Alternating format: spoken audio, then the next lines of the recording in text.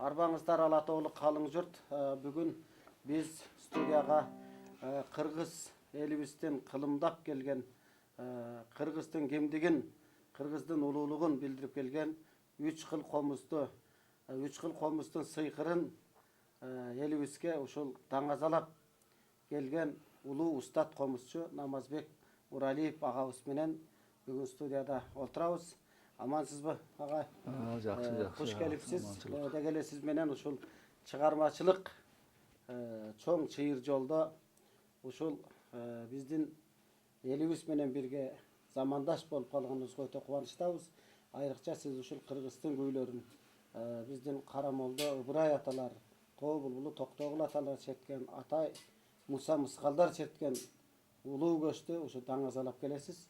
Анда ушул көч башынан болсун. Азыр мен черте турган күү элибизге маалым Сынган бугу деген күү болот. Бул Сынган бугу деген башында Байгазы деген көлдүн башында бир чоң комузчу киши чыгарган экен. А деп чыкканда сындым деп чыккан күү экен. Өзүнүн ошо башынан өткөн тагдырына байланыштуу чыккан күү экен.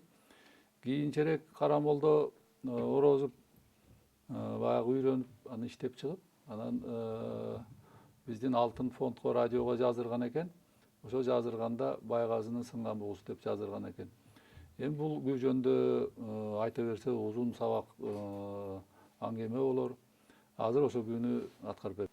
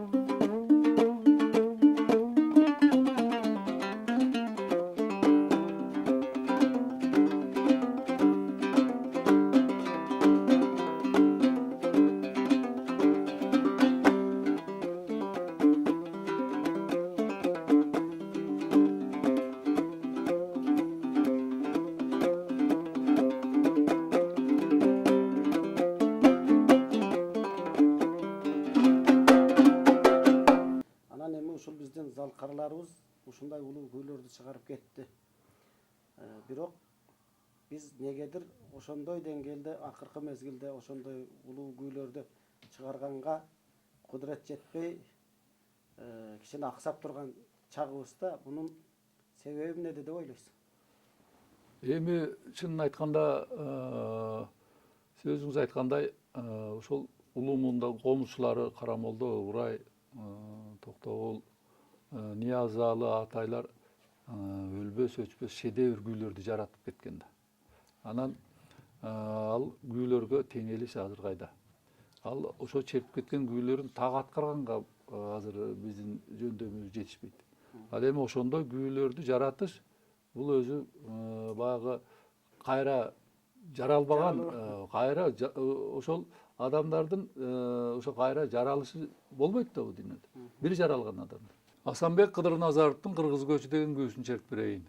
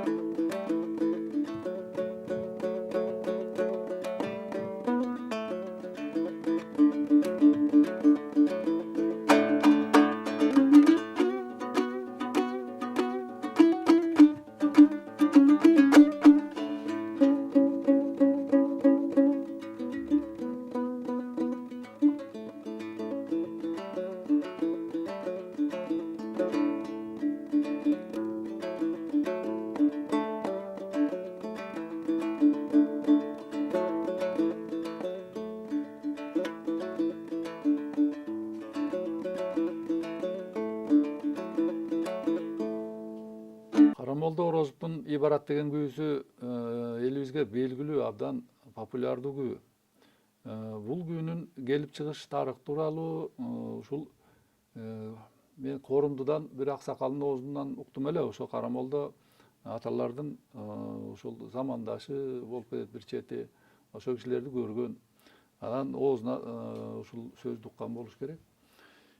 Ушул 16-жылдары, 1916 жылдары Үркүндүн алдында ошол жанагы ысык көлдүн күнгөй тоо кыркаларынын сырты Челек деген чоң жайлоо бар. Челек деген жайлоо азыр Казакстанга ооп карап калды да. Ал жерде ошол кыргыз казак илгери ирегелеш мал жайлап ошол жака жанбакчы экен. Анан ошол ашып ашып Челекке барып мал жайлатып ошол жерден баягы мал багып жүргөн учурда Карамолдо жаш кез экен.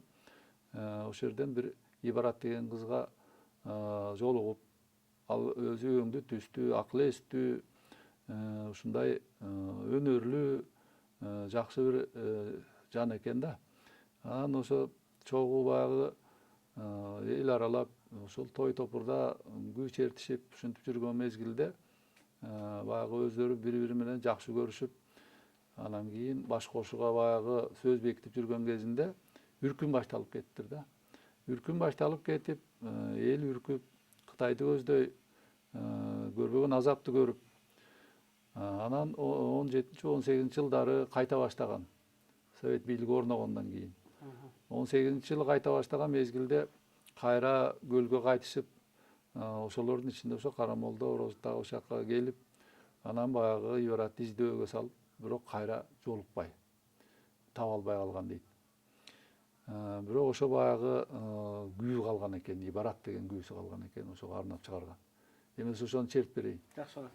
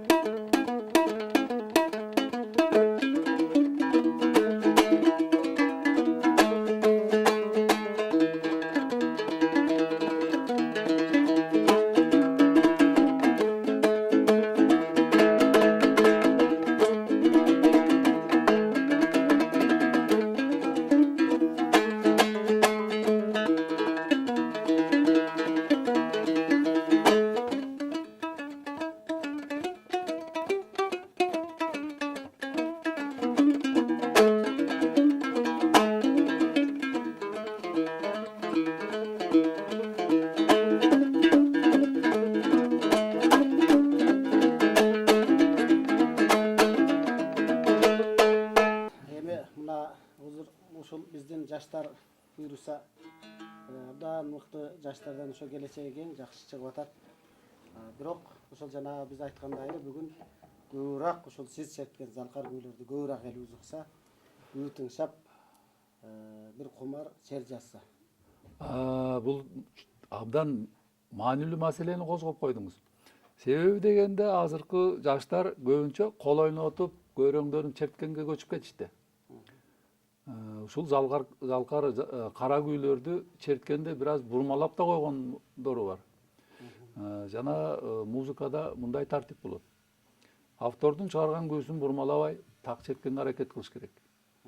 Кээ бирөө эми баягы мен деле вариантым болсун дегенсип, биздин баягы чоң залкар комузчу Карамолдо Ороздун күүлөрүн деле өздөрүнүн варианты кылып бурмалап алып чертип атышкандары бар.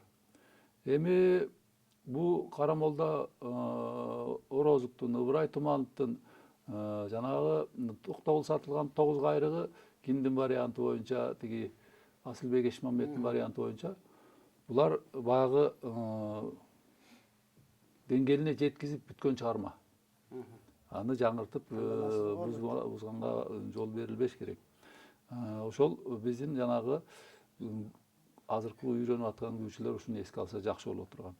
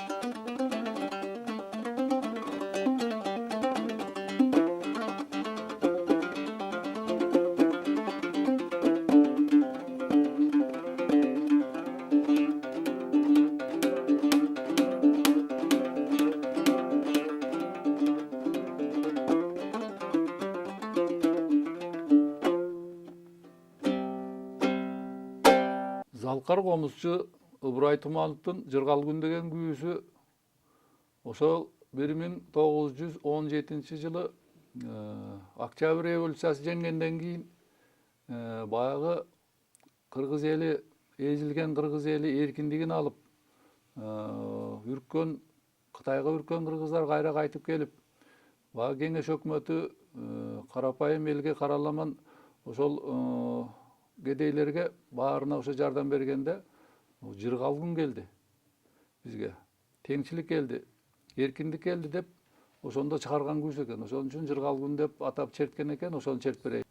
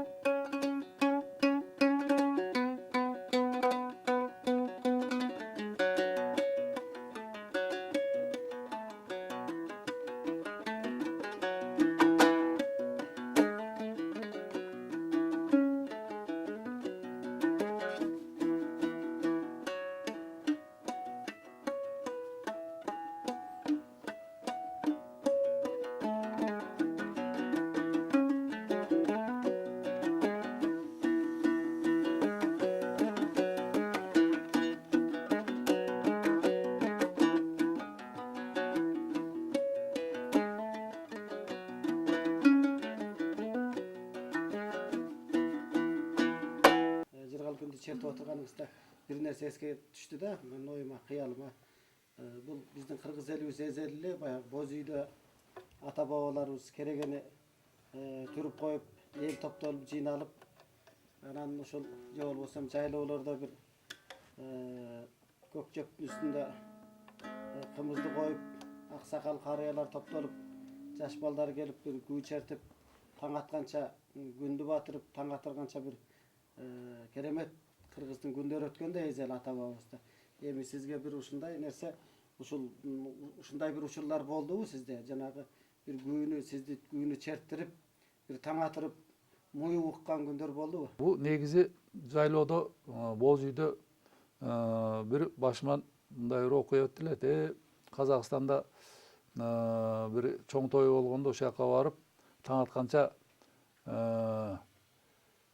бир казактын төкмө акыны, анан бир белгилүү ырчысы, анан мен ошолор менен туш келип калыптырмын.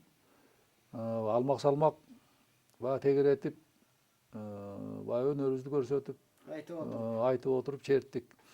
Мына ошондо жанагы Конокбай деген бир казактын бир белгилүү ушул музыка изилдөөчүсү, музыка таануучусу, окумуштуу киши бар экен. Ошол жана дүйнөнү черткенде баягы көчү менен жылы өтүрүп бери маңдайыма келип калыптыр да. Анан айтып атпайбы, ой баягы ушул күүнүн касиетин карачы, керемет. Ошол күүгө берилип өзүм кандай жылып келип алдыма отуруп калганымды билбейм. Күүнүн керемети касиети.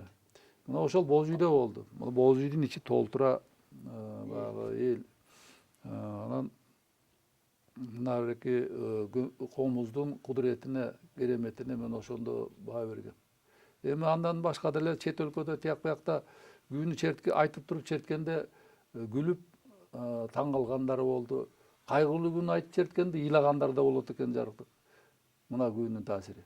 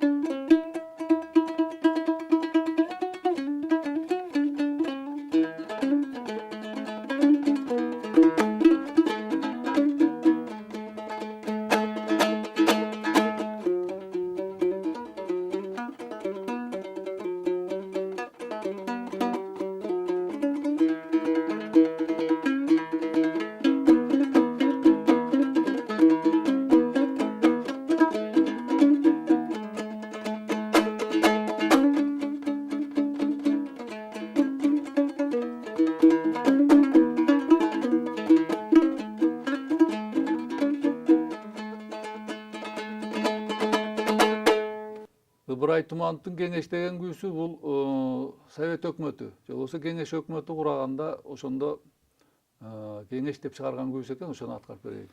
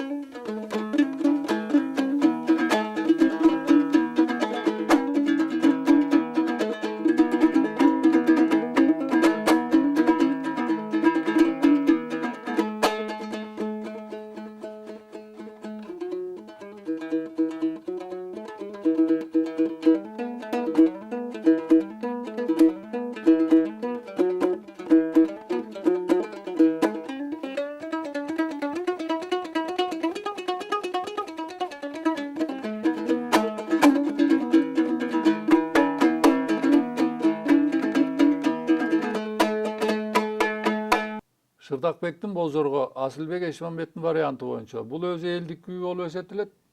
Бул баягы жоокерчилик заманында Шырдакбек баатыр Бозоргосунан айрылганда арман кылып чыгарган күүсү экен.